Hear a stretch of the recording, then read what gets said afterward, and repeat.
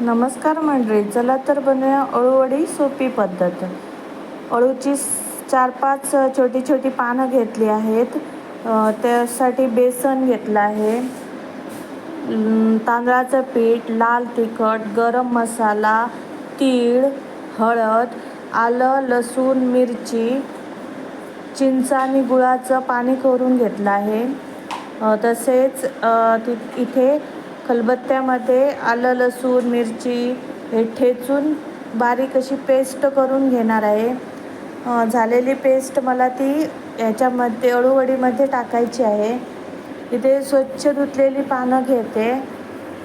चिरायच्या अगोदर त्याच्या पाठीमागे जो कडक भाग असतो तो काढून टाकायचा, म्हणजे अळूवडी करताना अडचण येत नाही.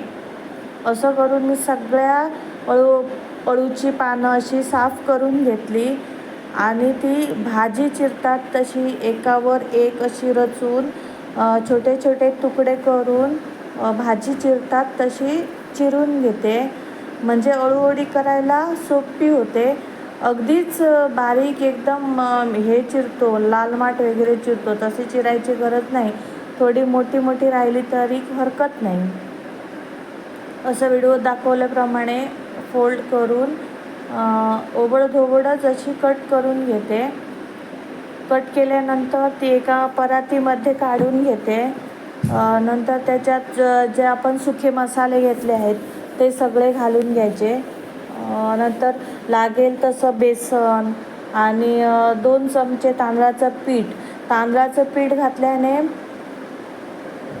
थोडे अळूवडी थोडी खुसखुशीत होते आणि कडक पण होते अशी.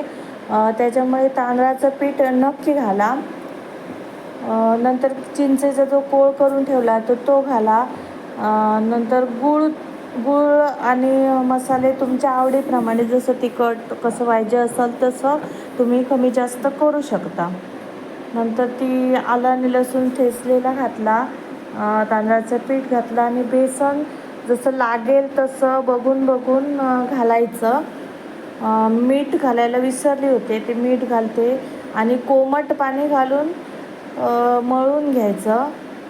इथे मला बेसन 4 वाट्या तरी बेसन लागलं. असं सगळं व्यवस्थित मिक्स करून मी असा गोळा बनवून घेतला. जास्त घट्ट पण नाही आणि जास्त पातळ पण नाही.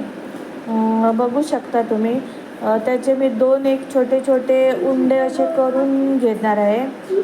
अशा प्रकारे व्यवस्थित एकसंध असे करून घ्यायचे आहेत, म्हणजे अळूवडी छान कट करता येते, त्याचे मध्ये मध्ये तुकडे होत नाहीत. हे उंडे केले आहेत, त्याला चाळणीला असं व्यवस्थित तेल लावून घेतलं, त्याच्यावर ते ठेवले आणि भांड्यात गरम पाणी होतं त्याच्यावर ठेवून 15 ते 20 मिनटं वाफवून घेतले. नंतर सुरी घालून बघितलं, वाफले. नंतर पूर्णपणे ते थंड होऊ दिले, त्याचे कट्स मारले आणि गरम तेल करून त्याच्यात खरपूस असे भाजून घेतले. बघू शकता किती छान